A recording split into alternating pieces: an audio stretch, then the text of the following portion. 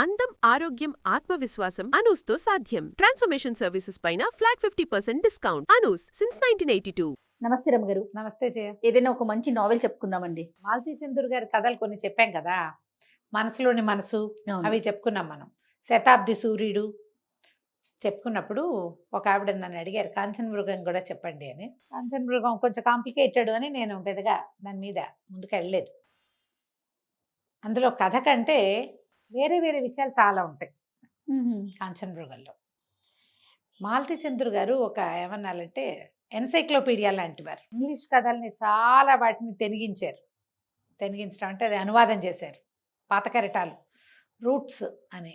ఆ పాత కెరటాలు అబ్బాయి ఎన్ని ఇంగ్లీషు కథల్ని, నావెల్స్ని సింప్లిఫై చేసి సినాప్సిసే రాసినవి ఎన్ని పుస్తకాలు ఉన్నాయో, ఎన్ని కథలు ఉన్నాయో. Gone with the wind, Rebecca అలాంటివన్నీ చదివాను నేను. భలే బాగుంటాయి. అయితే ఈ కాంచన మృగము మనుషుల మనస్తత్వాల మీద రాయబడిన ఒక కథ అన్నమాట. ఈ కథను ఎట్లా ప్రారంభిస్తారంటే, నేను ఇది బ్రీఫ్గానే చెప్తున్నా. మాలతీ చందూర్ గారి పుస్తకాలు అన్నీ కూడా must by, must keep, must read ఉంచుకోవాలి, మన దగ్గర ఉండాలి.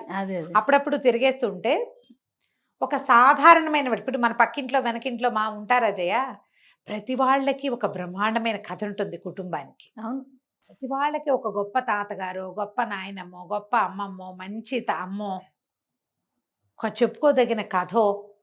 అది మామూలు కుటుంబం నుంచి పేద కుటుంబం వరకు ప్రతి వాళ్ళకి స్పెషల్, ప్రతి వాళ్ళకి సక్సెస్ స్టోరీస్ ఉంటాయి. ఒక క్యాజువల్ స్టోరీలో కూడా సక్సెస్ ఉంటుంది. ఆ మామూలు విషయాన్ని కూడా బాగా చెప్తారు ఆవిడ. మాలతీ చందూర్ గారు చాలా స్పెషల్. నాకు చాలా ఫేవరెట్, నాకు బాగా ఇష్టం కాబట్టి చదివినవే మళ్ళీ మళ్ళీ చదువుతా. నేను అనుకుంటా కొంచెం నా ఐడియాలజీ డెవలప్ అవ్వడానికి మాలతీ చందూర్ చాలా ఉపయోగపడ్డారనిపిస్తుంది నాకు. బాగుంటుంది ఐడియాలజీ. అయితే ఈ కాంచన మృగం కథ ఎట్లా ప్రారంభం అవుతుందంటే, ఒక ఆవిడ సుందరమ్మ గారని కొంచెం పెద్ద ఆవిడ, 60 దగ్గర పెడితే 60 ఏళ్ళ వయసు ఉన్న ఆవిడ హాస్పిటలైజ్ అవుతారు సమ్ హార్ట్ ఇష్యూ తోటి. అయితే ఒక రావు గారు, ఆయన ఆవిడ భర్త, 2 కొడుకులు, కోడళ్ళు, మనవలు, ఒక కూతురు, అల్లుడు, మనవలు. అయితే ఈవిడ హాస్పిటలైజ్ అయినప్పుడు ఆ హాస్పిటల్లో ఎలిజబెత్ అని ఒక నర్సు ఉంటుంది. ఆ అమ్మాయి ఈవిడ బాగా చక్కగా చూసుకుంటుంది. సహజంగానే నర్సులు అంటే మరి ఇవాళ రేపు మనకు తెలియదు, కానీ ఇది వరకు హాస్పిటల్లో వాళ్ళు చాలా శ్రద్ధగా చూడడం, ఒక రకమైన సేవక వృత్తి. అమ్మాయి చాలా శ్రద్ధగా చూసుకుంటుంది. ఇలాంటి అమ్మ ఉంటే బాగుండు మనకి, అలా అనిపిస్తుంది అనమాట ఆవిడని చూస్తే. ఆవిడ అంత చక్కటిది, చక్కగా ఒంటి నిండా నగలు, పచ్చగా అందమైన మనిషి, సాత్వికురాలు, కుటుంబంతో కూడా చాలా మంచి సంబంధ బాంధవ్యాలు, తెలివి కలిగిన, మంచితనం కలిగిన ఒక వృద్ధురాలు. ఈ ఎలిజబెత్ బాగా ఈవిడ్ని సేవించుకుంటుంది. నేను ఇంటికి వెళ్ళాక కూడా నువ్వు మా ఇంటికి రా అని అడిగింది ఆవిడ. అడిగితే, ఎందుకమ్మా మీరు బాగానే ఉన్నారు, అంత అవసరం ఏం లేదు అంటే, కాదు మా ఇంట్లో ఉండు, నేను నీకు పెళ్లి సంబంధం చూస్తాను, పెళ్లి చేసుకుందు కానీ మా దగ్గర ఉందో కానీ. ఆవిడకి ఈ అమ్మాయి నచ్చిందనమాట. అదే. అయితే ఈవిడ ఏం చెప్పింది, నా ఎలిజబెత్, కాదమ్మా మా తమ్ముడు ఉన్నాడు, తమ్ముడు వెర్రి పిల్లవాడు, ఇప్పుడు నార్మల్ వాడు కాదు, మా అమ్మ ఉంది, అమ్మ నేను పిల్లాడిని వదిలిపెట్టి, తమ్ముడిని వదిలిపెట్టి పెళ్లి చేసుకోను అలా చెప్పేది. ఈవిడ ఆ భర్తతోటి, ఆవిడతోటి చక్కటి కుటుంబ సంబంధాలు నెరపటము అవన్నీ చాలా సంతోషంగా చూస్తుండేది ఎలిజబెత్. అయితే ఆవిడ ఒక పూటలో డిశ్చార్జ్ అయిపోతారు. బాగానే ఉన్నారు. 2 కొడుకులు, కోడళ్ళు వస్తారు, కూతురు వస్తుంది. కూతురు కూడా చక్కటిది ఆవిడలాగానే. అమ్మాయి కూడా సాత్వికంగా బాగుంటుంది. పెద్ద కోడలు బాగున్నట్టుంటుంది, చిన్న కోడలు మంచి కరోడాగా కనపడుతుంది. చూపిస్తారు ఒక్కొక్క క్యారెక్టర్ని. అయితే ఏమవుతుంది, సడన్గా ఆవిడ ఇంకా రేపు వెళ్ళిపోతారనగా ఈ అమ్మాయి తమ్ముడు వస్తాడు. పిల్లవాడు వెర్రి పిల్లాడని చెప్పింది కదా, నార్మల్ వాడు కాదు, ఏమనాలి, కొంచెం అబ్నార్మల్ కిడ్ అనుకో. అదే. కొద్దిగా గ్రహణ మొర్రితోటి, కొద్దిగా కాలు పొట్టి పొడుగుతోటి పుట్టాడు అబ్బాయి. ఆ పిల్లాడు లోపలికి వస్తాడు. ఆవిడ ఈ పిల్లాడిని చూసేసరికి చాలా ఎక్సైట్ అయిపోతారు. ఆ పెద్ద ఆవిడ ఉన్నట్టుండి పారాలసిస్ లాగా వచ్చేస్తుంది ఆవిడకి. ఈ అమ్మాయికి అర్థం కాదు, ఏంటి సడన్గా ఏమైపోయింది, శుభ్రంగా ఉన్న మనిషి మామూలుగా తిరుగుతున్నారు, కోలుకున్నారు హార్ట్ ఇష్యూ నుంచి. కేకలు పెడుతుంది. డాక్టర్లు వాళ్ళు వీళ్ళు పరిగెత్తుకొస్తారు, చిటుకుని అయిపోతారు. ఆవిడ కాస్త పోతారు ఆ సుందరమ్మ గారు. ఏమో అర్థం కాదంత శుభ్రంగా ఉన్న ఆవిడ డిశ్చార్జ్ అయ్యి వెళ్ళిపోవాల్సిన ఆవిడ ఇలా ఎందుకు అయిపోయింది, తన తమ్ముడిని చూసి ఆవిడ భయపడిందేమో అనుకుంటుంది. ఇంతలో ఈ హడావిడంతా ఆవిడ చనిపోవటము, వాళ్ళు వీళ్ళు డాక్టర్లు పరిగెత్తుకు రావడం, ఫ్యామిలీ అంతా ఏడుపులు గందరగోళాల్లో ఆ పిల్లాడు మెల్లిగా వాళ్ళ అక్కని పిలిచి, అక్క అక్క అమ్మగారే నా మెళ్ళో ఇది వేసారు అక్క అని మెళ్ళో ఇంచి ఒక గొలుసు తీసి చూపిస్తాడు. కాకపోతుంది, నీకు వెయిట్ వెయిట్ తెలియదక్క, నాకు తెలీదు, నా దాని దగ్గరికి రమ్మన్నారు, నా చేతి వేళ్ళు, వాడికి ఒక్కొక్క చేతికి 6 వేళ్ళు ఉంటాయి, 6 వేళ్ళు లెక్క పెట్టారు, నన్ను ఇట్లా మొహం దగ్గరికి లాక్కుని ముద్దు పెట్టుకున్నారు, నువ్వు పెట్టుకుంటావే అట్లా తల్లో వేలు జోరిపి ఇట్లా అని ముద్దు పెట్టుకుంటుంది అక్క వాడిని. ముద్దు ఎర్రటివాడు ఆ పిల్లాడు, చక్కగా ఉంటాడు, కానీ గ్రహణ మొర్రు ఉంది వాడికి, చేతి వేళ్ళు ఎక్కువ, కాలు వంపు, చిన్న ఎర్రగా ఉన్నా కూడా అమాయకపు పిల్లవాడు, ఒక వెర్రితనం ఉంది, అదే చిన్న వికృత స్వరూపం వాడు.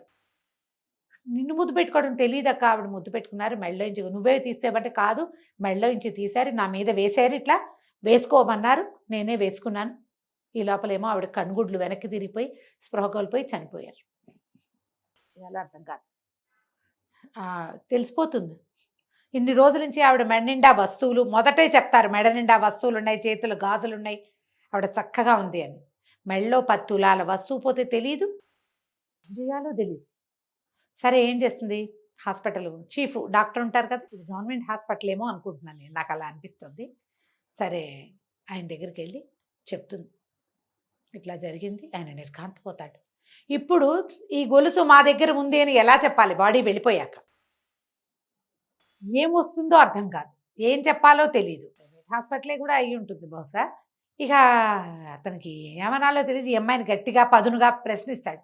ప్రశ్నిస్తే ఏమైనా సరే అమ్మాయి, మా తమ్ముడు అలాంటి పని చేయడు, వాడు అమాయక పిల్లవాడు, వాడు మీరు చూశారు కదా, వాడు అబద్ధం చెప్పడు, అసలు మాటలే తక్కువ, వాడు అబద్ధం ఎందుకు చెప్తాడు, వాడికి బంగారం మీద ఆసక్తి ఉంది, వేళకి తిండి తప్పిస్తే వాడికి ఏం వద్దు, వాడు అమాయకపు జంతువు, వాడు నాకెందుకు, నాకు అక్కర్లేదు, అలా అయితే నేను మీకు తెచ్చిచ్చేదాన్నా, వీళ్ళ దగ్గర పర్సులు అవి ఉండకూడదు, నీ దగ్గర ఎలా ఉన్నాయంటే, సార్ మీరు అర్థం చేసుకోరు, మేము చిన్న పర్సులో డబ్బులు పెట్టుకుని మేము బ్లౌజ్ లోపల పెట్టుకుంటాము, ఇది అందులోనే పెట్టుకుని బయటకు వచ్చాను, నేను ఇంకేం చేయాలో తెలియక ఇప్పుడు వాళ్ళకి తెలిసిపోతుంది. ఈయన అక్కడికి వెళ్ళేసరికల్లా ఆ కోడలు పట్టుకుంటుంది, మా అత్తగారి మెళ్ళలోంచి వస్తువు పోయింది, ఈవిడ మా అత్తగారు మావగారు ఎంతో ముద్దుగా చూశారు ఆ నర్సుని, దొంగ మొహంది అని చెప్పేసి ఆవిడ లోపల ఉన్న వికృతత్వం అంతా బయటపడుతుంది. ఈయనకి ఏం చేయాలో తెలియదు. ఈయనకి ఒక ఫ్రెండ్ ఉంటాడు, సాయి ప్రసాద్ అని, ఆయన ఎల్ఎల్బి చేసాడు, బిఎల్ చదివిన వాడు. ఆయన ఒక షెర్లాక్ హోమ్స్ లాగా ఫీల్ అవుతాడు తన్ని తను. అతను వస్తాడు, వచ్చేసరికల్లా ఇతను ఈ జరిగింది చెప్తాడు. చెప్పేసరికి ఈయన బాగా ఆలోచించి, ఓ పని చేద్దాం, ముందు మీ నర్సుని ఇక్కడి నుంచి కదిపేద్దాం, పద మనం వాళ్ళ ఇంటికి వెళ్దాం అంటాడు. అక్కడికి వెళ్ళేసరికల్లా మా అత్తగారి మెళ్ళలో గొలుసు మాయమైంది అని ఆవిడ నిలదీస్తుంది.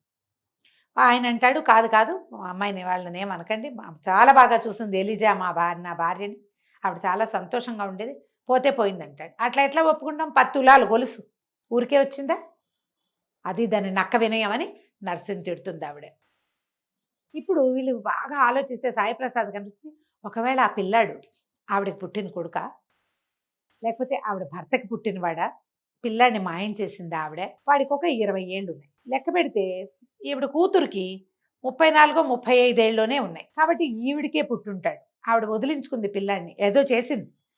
వాడు కనబడేసరికల్లా ఈ 6 వేళ్ళు ఉండటం, గ్రహణ మొర్రి ఉండటం, పిల్లాడి కాలు అవయవాల లోపం ఉండటం, లేదా అవయవ లోపం ఉందని పిల్లాడిని వదిలించుకుందా, దీని మీద మనం ప్రయత్నం చేయాలి. ముందు అసలు ఈ పిల్లాడు ఎలీజా చూస్తే నల్లగా సన్నగా పొగచూరు కట్టేలాగా ఉంటుంది, ఈ పిల్లాడు ముట్టుకుంటే మాసిపోయేంత ఎరుపు.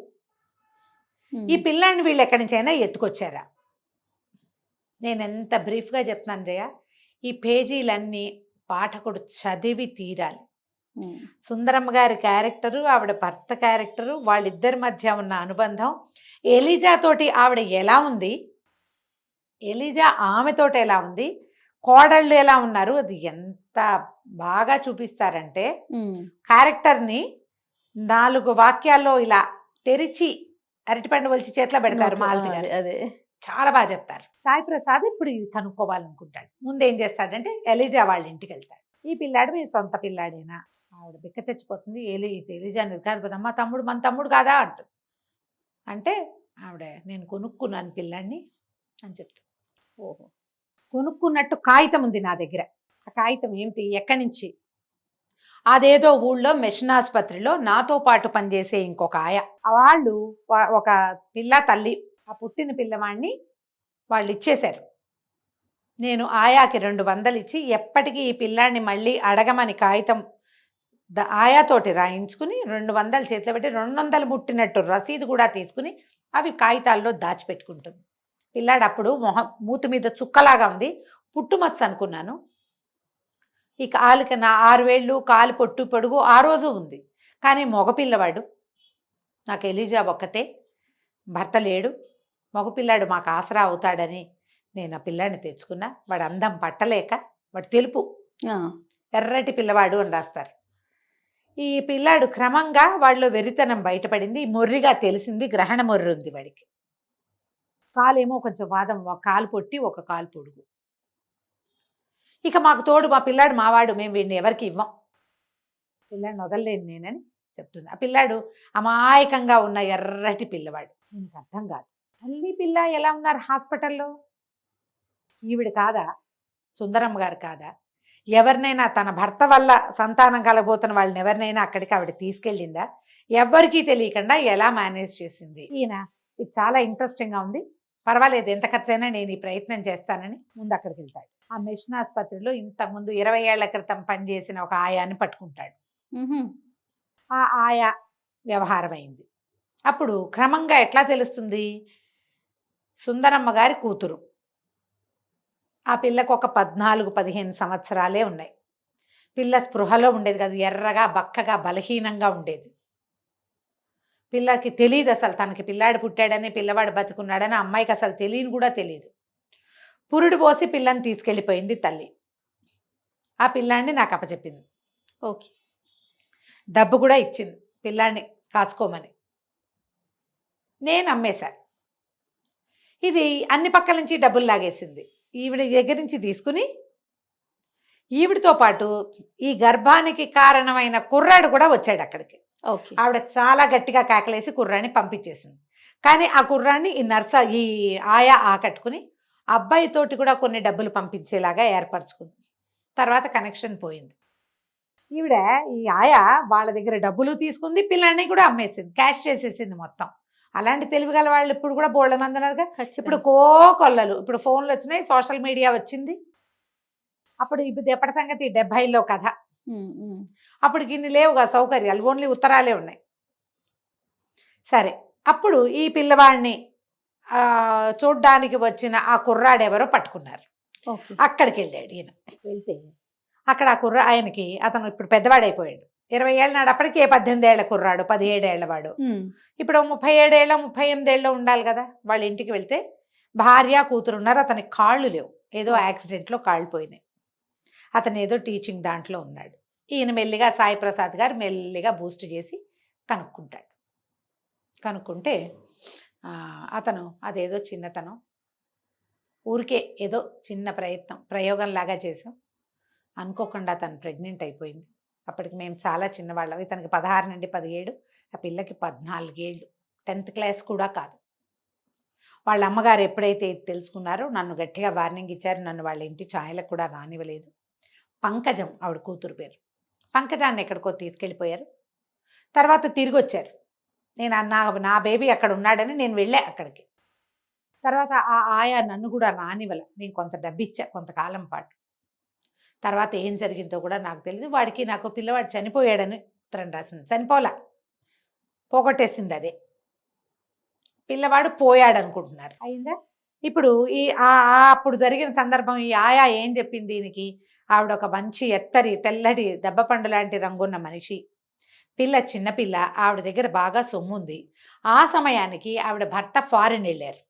ఫారిన్ వెళ్తే మగపిల్లలిద్దరిని ఎవరికో అప్పచెప్పి ఆఖరి పిల్ల అయిన కూతురుని తీసుకుని ఈవిడ మిషన్ ఆసుపత్రికి వచ్చి రహస్యంగా పురుడు పోసి పిల్లవాడిని వదిలిపెట్టి వెళ్ళిపోయింది. కూతురుని తీసుకెళ్ళిపోయింది ఆవిడ.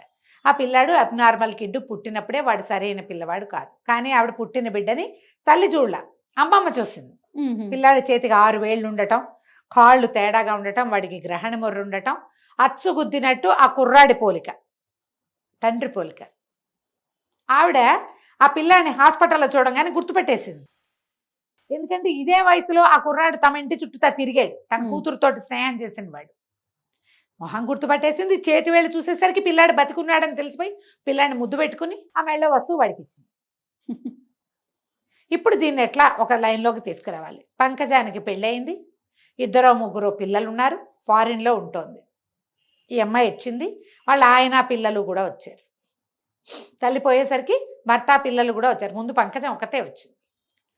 ఇప్పుడు దీన్ని ఈ ఈ పిల్లవాడిని చూసి మీ అత్తగారి గొలుసు ఇచ్చిందని కోడలికి చెప్పచ్చా? ఏనాటి కథో ఈ అమ్మాయి కథని బయటికి తీసుకురావచ్చా? లీస్ట్ బాధాడుగా ఉన్నాడు ఆ పిల్లవాడి తండ్రిగా చెప్పబడుతున్న ఆయన, కాళ్ళు లేవు.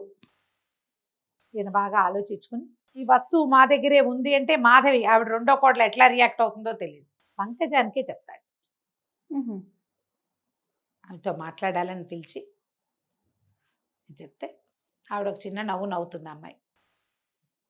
నేను చాలా చిన్నదాన్నప్పటికీ ఏదో పుస్తకాలు చదివి మేమిద్దరం ఒక ప్రయోగం లాగా చేసాం. అది మా అమ్మకి తెలిసింది, అనుకోకుండా ఈ ప్రెగ్నెన్సీ వచ్చేసింది. మా అమ్మ నన్ను అక్కడికి తీసుకెళ్ళింది. 24 గంటలు మత్తులండి. ఆ పిల్లాడి మీద నాకు ఏ వ్యామోహము కలగకుండా, ఆ ప్రెగ్నెన్సీ మీద మామూలుగా ఏముందమ్మా, గర్భస్థ శిశువు పట్ల వ్యామోహం కలుగుతుంది తల్లులకి. ఎంత చిన్న పిల్ల అయినా, 12 ఏళ్ళ 13 ఏళ్ళ పిల్లలకైనా లోపల పెరిగిన శిశువు మీద ఉంటుంది పాశం. అది తెలియకుండా నన్ను ఒక రకమైన ట్రాన్స్లో ఉంచి నా జీవితాన్ని మా అమ్మ మళ్ళీ బిల్ట్ చేసింది. మీకేమీ రిగ్రెట్ లేదంటే, నాకేం తెలీదు. ఇప్పుడు రిగ్రెట్ అయ్యి అదేదో తెచ్చుకొచ్చి ఈ మొత్తం జీవితాన్ని మా అమ్మ ఏ సౌధాన్ని నా కోసం కట్టిందో దాన్ని పాడు చేసుకున్నా నేను. వాడు ఎక్కడో పెరుగుతున్నాడు, హాయిగా ఉన్నాడు, ఎందుకు వాడి జీవితాన్ని నేను పాడు చేయటం? నాకేం మాతృత్వ భావన తెలియదు అసలు నాకు. మరి మీ వదిన గారు అడుగుతారు గొలుసు కోసం, మా వదినకి ఏం సంబంధం? మా అమ్మ బంగారం మీద, మా అమ్మ బంగారం నాది. అందులో రాస్తారు జయ, తల్లి బంగారం కూతురుది. మా అమ్మకి మా వదినకి ఏం సంబంధం? ఆవిడకేం సంబంధం లేదు, ఆవిడకి ఏం సంబంధం లేదు. ఆవిడ నేను ఎలా నోరు ముయించాలో నేను చూసుకుంటాను. ఈ గొలుసు మా అమ్మ ఎవరికి ఇవ్వదలుచుకుందో వాళ్ళకి అప్పచెప్పండి. వాళ్ళని నాకు చూపించాల్సిన అవసరం లేదు. వీళ్ళు ఏం చేస్తారు, ఎలిజా వాళ్ళని ఇక్కడ వాళ్ళు పోలీస్ రిపోర్ట్ ఇస్తామంటుంది కోడలు, అందుకని వీళ్ళని ఇంకో చోటకి తరలిస్తారు. అక్కడెక్కడో ఊటీలో ఎవరో ఫ్రెండ్స్ ఉన్నారు, మీరు అక్కడికి వెళ్ళిపోండి అని చెప్పి. కథ ఎట్లా బిగువుగా సాగుతుందంటే జయ, ఇందులో ఎన్ని క్యారెక్టర్లు ఉన్నాయి? రావు గారు భార్య, చనిపోయిన పెద్దావిడ. ఆ రోజుల్లో ఈ పిల్ల ఎప్పుడైతే తన కూతురు కన్సీవ్ అయిందో, ఆ చిన్న 14 ఏళ్ల పిల్ల, ఆ సమయానికి ఆవిడ అదృష్టం బాగుండి భర్త ఫారిన్ వెళ్తారు. అప్పుడు అమెరికా నుంచి ఇన్ని ఫోన్లు, వీడియో కాల్స్ అవి ఏమనే, ఒట్టి ఉత్తరాలే, టెలిగ్రాములు ఉత్తరాలే ఉండేవి. ఏరోగ్రామ్ అనేవాళ్ళు, ఫారిన్ నుంచి వచ్చే ఉత్తరాన్ని ఇన్లాండ్ కవర్ లాగానే ఏరోగ్రామ్ రాయటం అని ఉండేది, వారం పట్టేది. ఆ సమయంలో ఈవిడ కూతురుని తీసుకుని ఆ ఊరు వెళ్ళిపోయి, ఈ తెలియక చేసిన ఒక పని వల్ల వాళ్ళ జీవితాంతం రిపెంట్ అవ్వాలి కదమ్మా. మనము ఈ కథని రెండో పక్క నుంచి చూసామనుకో, తల్లి పిల్లవాడు మాతృపాశము, ఆ కోణంలో నుంచి చూసామనుకో వీళ్ళు చేసింది తప్పు అనిపిస్తుంది. కరెక్ట్ రమ్మ గారు. కానీ ఈవిడ ఈ 14 ఏళ్ల పిల్ల తెలిసి తెలియనితనం వల్ల, ఆ కుర్రాడు 16 ఏళ్ళు, ఈ పిల్లకి 14 ఏళ్ళు, వీళ్ళ వల్ల జరిగినటువంటి ఈ దీనికి రెండు జీవితాలు 2 కుటుంబాలు రచ్చకెక్కి బాధపడి వీళ్ళ జీవితాలు అధ్వాన్నం అయిపోయి, కాకుండా పిల్లవాడిని సేఫ్ హ్యాండ్లో పెట్టాను అనుకుంది ఆవిడ. కానీ వాడు అటు తిరిగి ఇటు తిరిగి ఏదో ఒక సేఫ్ హ్యాండ్లోకి చేరాడు, అంతే, ఏదో ఒక చోటకి చేరాడు. వాడి జీవితం అక్కడ కూడా బాగానే ఉంది. ఇది మనకు అప్పుడప్పుడు ఇదేదో పొరపాటు జరిగింది అలా అనిపిస్తూ ఉంటుంది. కానీ ఒక తల్లి దృష్టిలో ఇది చాలా కరెక్ట్గా చేసింది, చాలా కరెక్ట్ అయిన పని కదా. ఇటీవల ఒక సంగతి ఎవరి దగ్గర విన్నాను జయ, ఏదో పెళ్లి చేశారు, ఆ భర్త చావగొట్టి చెవులు మూసి కాల్చుకు తినేసాట ఆ పిల్లని, పంపించేశాడు పుట్టింటికి, నువ్వు నాకు అక్కర్లేదు అని. అప్పటికి ఆ పిల్ల కడుపుతాం.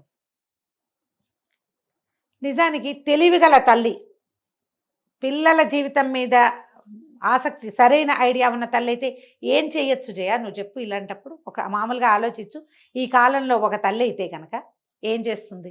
కడుపుతో వచ్చేసింది, దాన్ని మనం ఏం చేయలేకపోతాం, టెర్మినేట్ చేయటం అనేది కరెక్ట్ కాదేమో అని అనిపిస్తోంది నీకు. టెర్మినేట్ చెయ్యరు అనుకో, చెయ్యరు. ఆ పిల్లాడిని గంటుంది, పిల్లనో గంటుంది, పిల్లాడు పెద్దవాడు అవుతాడు. ఈ పిల్లకి ఇంకో జీవితం కుదురుతుందా? ఇంకా వీళ్ళు చూసుకోగలిగితే ఈ పిల్లకి ఇంకొక జీవితం ఇవ్వచ్చు, కానీ చూడగలరు? టెర్మినేట్ చేయకుండా ఉంచి ఆ పిల్లాన్ని పెంచాల్సి వచ్చి దానికి ఇంకో పెళ్లి లేదు, వాడెవడో దౌర్భాగ్యుడు పరమ రాక్షసుడైన వాడి తాలూకు సంతానాన్ని మొయ్యాల్సి వచ్చింది, పెంచాల్సి వచ్చింది. ఇప్పుడు తన పిల్లల దృష్టితో ఆలోచించాలా, ఈ లోపల ఉన్న దాని గురించి ఆలోచించాలా? ఎవరైనా ఏం చేస్తారు ఇప్పుడు? చట్టం, న్యాయం ఇలాంటివి మాట్లాడుకుంటే ఇలాంటి పనులు చేయకూడదు రమ్మగారు. అవునా కదా? చట్టం దృష్టిలో నేరం. ఇప్పుడు కాదుగా, ఇప్పుడు కాదు, ధర్మం కూడా కాదు, భ్రూణహత్య మహాపాపం, ఇది చేయకూడదు. పోనీ కన్న సంతానాన్ని వాడు తీసుకుంటాడంటే వాడు తీసుకోడు. పోనీ అక్కడ తీసుకుంటే మాత్రం వాడు రాక్షసుడు, పెళ్ళాన్ని చావగొట్టి చెవులు మూసేవాడు. అందుకని సంతానాన్ని ఎవరికో కూడా ఇచ్చేసి ఉండలేరు. ఇలాంటి విపత్కర స్థితిలో ఒక తల్లి తెలివిగల ఆవిడ ఏం చేశారు రమ్మగారు? ఈవిడ ఇదే చేశారు. ఆ సంగతి అడక్కు. అలాంటి పరిస్థితులు వచ్చినప్పుడు ఎప్పుడు కూడా మనం ఇతరులని ఎగ్జాంపుల్గా తీసుకోకూడదు. నీకేది ఇంపార్టెంట్ చూసుకోవాలి. ఒకటి ధర్మం అనేది ఒక పెద్ద పాయింట్ అయితే జీవితం అనేది ఇంకా పెద్దది. జీవితమే పెద్దది ధర్మం కంటే. ఎప్పుడు కూడా తన్ను మాలిన ధర్మం మొదలు చెడ్డ బేరం చేస్తారు. అట్లా తెలివిగల వాళ్ళు చేసే విధానం ఒకటి. ధర్మం పక్కన నిలబడాలని, ధర్మం ఎప్పుడు నీ పక్కన నుంచోదు, నువ్వు దాన్ని ఎంతసేపు ముందుకు తీసుకెళ్లాల్సిందే, అనుభవించాలి దాన్ని. కష్టమో నిష్ఠూరమో ఏదైనా కానీ ఎవరి విజ్ఞతను బట్టి వాళ్ళు చేస్తారు. మనం వాళ్ళ పక్షాన మాట్లాడలేము, వీళ్ళ పక్షాన మాట్లాడలేము, పరిస్థితులను బట్టి. ఈ సుందరమ్మ గారి పరిస్థితి ఇది. ఆవిడ ఆ పని చేస్తారు. ఎప్పుడైతే ఈ పిల్లాన్ని చూశారో ఆవిడ గుర్తుపట్టి ఆ బంగారు వస్తువు ఇస్తారు. కథ ఎంత పట్టుగా బిగువుగా, మనం ఏ పక్షం వహించాలో తెలియని ఒక దాంట్లో మనని చివరి దాకా తీసుకెళ్తుంది. కాంచన మృగం చాలా బాగుంది రమ్మగారు. చదవండి మీకు దొరికితే కనుక. డెఫినెట్గా నేను చెప్పిన దానికంటే 100 రెట్లు బాగుంటుంది. డెఫినెట్గా అండి. అయితే ఆన్ స్క్రీన్ మీరు నాకు ఆన్సర్ చెప్పలేదు. ఆఫ్ స్క్రీన్ అయినా నాకు కెమెరాస్ ఆఫ్ అయ్యాక ఆవిడ ఏం చేశారో నేను తెలుసుకోవాలనుకుంటున్నాను. ఎవరి ధర్మం వాళ్ళది చేయాలి. దాని మీద వాళ్ళ అవగాహనని బట్టి వాళ్ళ ఇప్పుడు ఏం చేయాలి అనేది నా దగ్గరకు వచ్చిన ప్రశ్న. అదే పరిస్థితి ఒకటి ఉంటుంది కదా రమ్మగారు. సో సారీ అండి ప్రేక్షకులకి నేను చెప్పలేకపోయినా రమ్మగారిని అడిగి నేనైతే తెలుసుకుంటాను. వాళ్ళు ఏం చేశారో నాకు తెలీదా రమ్మగారు? నన్ను అడిగారు ఇప్పుడు ఏం చెయ్యాలి, మీరు ఏం చెప్పారు సలహా నాకు చెప్పండి. నేనేం చెప్తాను జయ, మామూలుగా నేను చెప్తాను రమ్మగారు. విను, నేనేం చెప్తాను మామూలుగా మీరు రాసుకోండి ఏది ముఖ్యం మీకు. ఇప్పుడు అది తప్పో ఒప్పో ఇతరుల మీదకి ఎందుకు వెళ్ళిపోవాలి? వాళ్ళు చెప్పారు కాబట్టి మేము చేసామనకూడదు. మీకై మీరు చేయాలి ఏదైనా సరే. అందులో ఇలాంటి పరిస్థితి అప్పుడు మీకై మీరు చెయ్యాలి. సలహాదారులు కాదు, ఎవరైనా గురువుగారు ఉంటే బోధించవచ్చు ఒకటి. లేదా ఒక తల్లి, మీ పిల్ల 25 ఏళ్ళు పెరిగిన పిల్ల లోపల ఉన్న ఒక 3-4 వారాల 6 వారాలదా ఎలాంటి భవిష్యత్తు ఇవ్వగలుగుతాం మనం? ఇవి ఎవరికి వాళ్ళు ఆలోచించుకోవాలి కదమ్మా. ఈ రోజుల్లో అంత ఆలోచన ఎవరు చేయటల్లా. ఈ ధర్మం పిచ్చి ఉన్న వాళ్ళు కొంతమందే ఉంటారమ్మా, అంత ఆలోచించట్లేదు. పిచ్చని నేను ధర్మం పట్ల వాళ్ళకున్న అవగాహనని బట్టి వాళ్ళు ఆ రకంగా ఆలోచిస్తారు. పరిస్థితులు రమ్మగారు, పరిస్థితులను బట్టే కదా. ఈ కాంచన మృగం మాత్రం మనకి సుందరమ్మ గారు చేసింది కరెక్టేనని అనిపిస్తూ ఉంటుంది, అప్పుడప్పుడు అనిపిస్తుంది. ఏది ఇంపార్టెంట్ అనేది. ఇప్పుడు వాడెవడో ఒక పిల్లవాడు ఒక అబ్నార్మల్ కిడ్ కనపడితే వాడి వైపే ఉండాలి అని మనకు అనిపిస్తుంది, కానీ వాడికి మంచి జీవితమే లభించింది. అది అందరికీ లభించకపోవచ్చు. అది ఈవిడికి మంచి జీవితమే లభించింది. నాకు అక్కర్లేదు, మా అమ్మ ఏం చేయాలనుకుందో నేను దాని మీద ఉంటానని చెప్తుంది ఆవిడ. ఇప్పుడు ధర్మాధర్మాలు నాకంటే ఎక్కువ మా అమ్మే ఆలోచించింది. మా అమ్మ ఒక ఐడియా ప్రకారమే చేసింది. ఆవిడ చేసిన దానికి దాని మీద ఉంటాను, నేను దీని మీద ఉంటాను. మా అమ్మ ఇవ్వదలుచుకుంది ఇచ్చేస్తుంది అంతే. అది నాకు ఇవ్వక్కర్లేదు, మీరు వాళ్ళకే ఇచ్చేయండి. మా అమ్మ ఎవరికి ఇచ్చిందో వాళ్ళ దగ్గరే ఉంచుకొనివ్వండి దాన్ని, వాళ్ళు ఏం చేసుకున్నా సరే దాన్ని. మా అమ్మే కరెక్ట్. చాలా బాగుంటుంది కదా. కుదిరితే చదవండి. ఈ డిస్కషన్ అంతా నిజానికి అనవసరమే అంతే, కాకపోతే ఇలాంటి సందర్భాలు కొన్ని అవుతాయి అంతే. 70లో రాశారు ఇది. సూపర్ రమ్మగారు. నమస్తే. నమస్తే జయ.